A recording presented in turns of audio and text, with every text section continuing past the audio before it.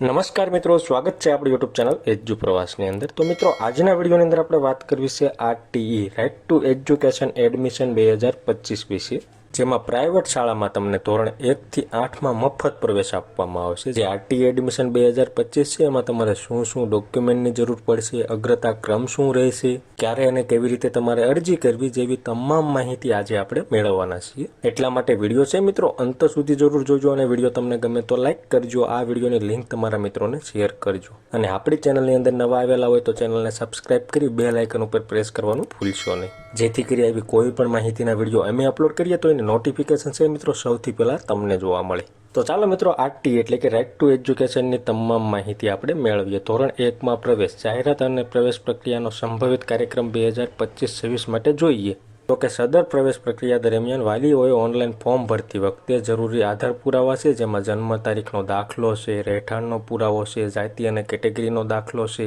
તેમજ આવકનો દાખલો છે, ઇન્કમ ટેક્સ રિટર્ન છે।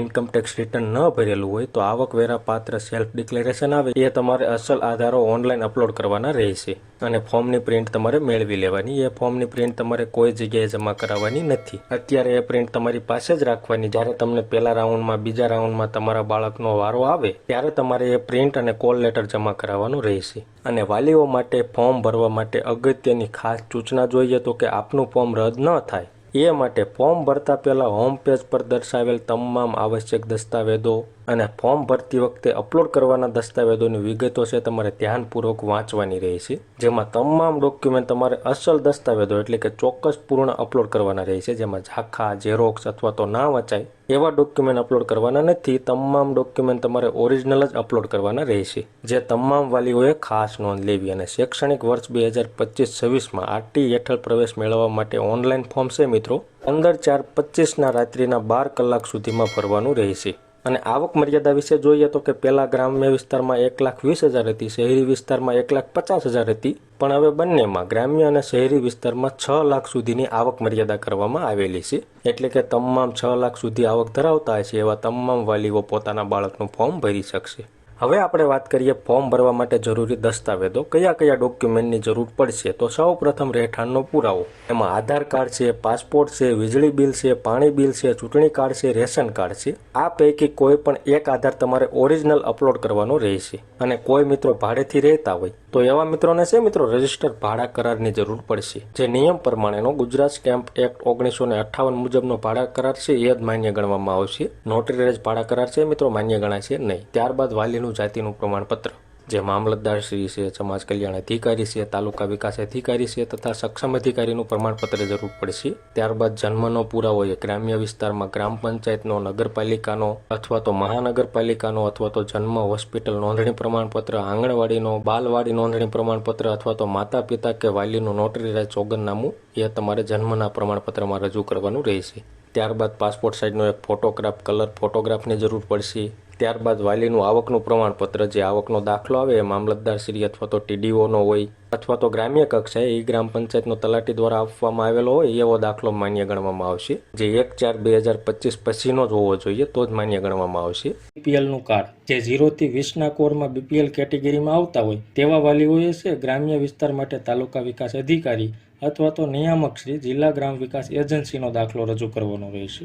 જ્યારે શહેરી વિસ્તાર માટે છે મહાનગરપાલિકાના નાયબ મ્યુનિસિપલ કમિશનર અથવા તો મહાનગરપાલિકાને અધિકૃત કરેલ સક્ષમ અધિકારીનો દાખલો જ માન્ય ગણવામાં આવશે। અને નગરપાલિકાના વિસ્તારમાં છે નગરપાલિકા ચીફ ઓફિસરનો દાખલો અથવા તો નોટિફાઈડ વિસ્તારમાં છે મુખ્ય કારોબારી અધિકારી અથવા વહીવટી અધિકારીનો દાખલો રજૂ કરવાનો રહેશે। આવી રીતે બીપીએલના દાખલાની જરૂર પડશે। અને વિચરતી વિમુક્ત જાતિ માટે જાતિનું પ્રમાણપત્ર રજૂ કરવાનું થશે, જે મામલતદાર શ્રી અથવા તો સમાજ કલ્યાણ અધિકારી, તાલુકા વિકાસ અધિકારી અથવા તો સક્ષમ અધિકારીનું વિચરતી વિમુક્ત જાતિનું જે પ્રમાણપત્ર આવે છે એ રજૂ કરવાનું થશે। અને અનાથ બાળકો માટે જે તે જિલ્લાની ચાઇલ્ડ વેલફેર કમિટીનું પ્રમાણપત્ર રજૂ કરવાનું થશે। અને સંભાળ અને સંરક્ષણ જરૂરિયાતવાળા બાળકોને પણ જે તે જિલ્લાની ચાઇલ્ડ વેલફેર કમિટી છે એનું પ્રમાણપત્ર રજૂ કરવાનું થશે। અને બાળગૃહના બાળકોને પણ જે તે જિલ્લાની ચાઇલ્ડ વેલફેર કમિટીનું પ્રમાણપત્ર રજૂ કરવાનું થશે। બાળ મજૂર છે, સ્થળાંતરિત મજૂરના બાળકો હોય એને પણ જે તે જિલ્લાના લેબર અને રોજગાર વિભાગનું શ્રમ અધિકારીનું પ્રમાણપત્ર રજૂ કરવાનું થશે।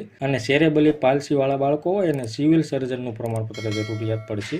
અને ખાસ જરૂરિયાતવાળા બાળકો એટલે કે દિવ્યાંગ બાળકો એને પણ સિવિલ સર્જનનું પ્રમાણપત્ર રજૂ કરવાનું થશે, જે લઘુત્તમ 40% કરતાં વધુ હોવું જોઈએ. જે એન્ટ્રી રેટ્રોવાયરલ થેરાપીની સારવાર લેતા હોય એવા બાળકોને પણ સિવિલ સર્જનનું પ્રમાણપત્ર રજૂ કરવાનું થશે. અને શહીદ થયેલ જવાનોના બાળકો છે એને સંબંધિત ખાતાના સક્ષમ અધિકારીનો દાખલો રજૂ કરવાનો થશે. અને સંતાનમાં એકમાત્ર દીકરી હોય તે કેટેગરીમાં આવતા હોય એવા ઉમેદવારોને છે ગ્રામ્ય વિસ્તાર માટે તલાટી કમ મંત્રીશ્રી, નગરપાલિકા વિસ્તાર માટે ચીફ ઓફિસર અને મહાનગરપાલિકાના વિસ્તાર માટે છે સક્ષમ અધિકારીનો એકમાત્ર દીકરી સંતાન છે એવો સિંગલ ગર્લ્સ ચાઇલ્ડ હોવાનો દાખલો રજૂ કરવાનો થશે. અને સરકારી આંગણવાડીમાં અભ્યાસ કરતા બાળકો માટે છે સરકારી આંગણવાડીમાં ઓછામાં ઓછા 2 વર્ષનો અભ્યાસ કરેલો છે તે અંગેનો ICDSનો દાખલો રજૂ કરવાનો થશે. પછી બાળકનું આધાર કાર્ડ જરૂર પડશે, વાલીનું આધાર કાર્ડ, એમાં માતા અથવા પિતાનું આધાર કાર્ડ જરૂર પડશે. બેંકની વિગત માટે છે મિત્રો બાળક અથવા વાલીની બેંકની જે ખાતાની પાસબુક હોય એની જરૂર પડશે. અને સેલ્ફ ડિક્લેરેશન એ કોને આપવાનું છે કે જે પાન કાર્ડ નથી ધરાવતા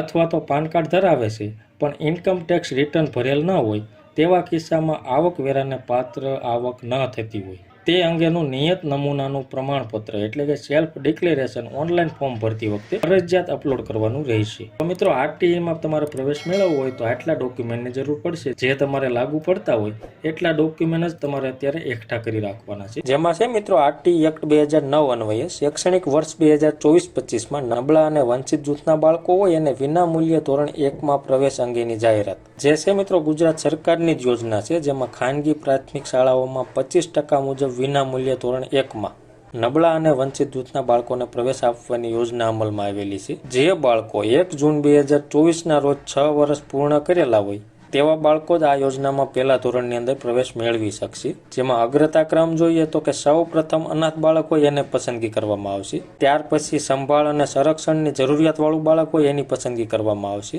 પછી બાલગૃહના બાળકો હોય એની પસંદગી કરવામાં આવશે, પછી બાળ મજૂર હોય અથવા તો સ્થળાંતરિત મજૂરના બાળકો હોય એની પસંદગી કરવામાં આવશે, પછી મંદબુદ્ધિ હોય, સેરેબ્રલ પાલ્સી ધરાવતા બાળકો હોય, ખાસ જરૂરિયાતવાળું બાળક હોય, શારીરિક રીતે વિકલાંગ અને વિકલાંગ ધારા 2016ની કલમ નંબર 34(1) દર્શાવ્યા મુજબના તમામ દિવ્યાંગ બાળકો હોય એની પસંદગી કરવામાં આવશે.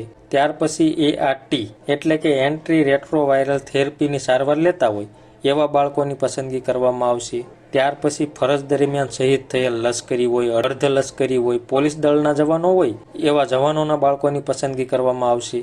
ત્યાર પછી કોની પસંદગી કરવામાં આવશે તો કે જે માતા પિતાને એકમાત્ર સંતાન હોય અને એ સંતાન પણ માત્ર દીકરી હોય એની પસંદગી કરવામાં આવશે. ત્યાર પછી રાજ્ય સરકાર હસ્તકની સરકારી આંગણવાડી હોય અને એમાં અભ્યાસ કરતા હોય એવા બાળકોની પસંદગી કરવામાં આવશે. ત્યાર પછી અનુસૂચિત જાતિ એટલે કે SC, અનુસૂચિત જનજાતિ એટલે કે ST એ કેટેગરીના બાળકો હોય એની પસંદગી કરવામાં આવશે. ત્યાર પછી સામાજિક અને શૈક્ષણિક રીતે પછાત વર્ગ હોય, અન્ય પછાત વર્ગ હોય, વિચરતી અને વિમુક્ત જાતિના બાળકો હોય એવા બાળકોને અગ્રિમતા ક્રમ આપી અને પસંદગી કરવામાં આવશે. ત્યાર પછી જનરલ કેટેગરી અને બિન અનામત વર્ગના ઉમેદવારો હોય એવા બાળકોની પસંદગી કરવામાં આવશે. અને પ્રવેશ મેળવવા માટે બાળકના વાલીએ છે મિત્રો RTE.org.gujarat.com આ વેબસાઇટ ઉપર 28/2/2025 થી 15/4/2025 સુધીમાં ઓનલાઈન ફોર્મ ભરવાનું રહેશે. જે તમામ જાહેરાતો છે મિત્રો આપણે ટેલિગ્રામ ચેનલમાં મૂકેલી છે. આંગણવાડી પ્રમાણપત્રનો નમૂનો, સેલ્ફ ડિક્લેરેશન ફોર્મનો નમૂનો, આપણી ટેલિગ્રામ ચેનલ છે જે એજ્યુ પ્રવાસ નામની, એમાં તમામ આધાર પુરાવા મૂકેલા છે.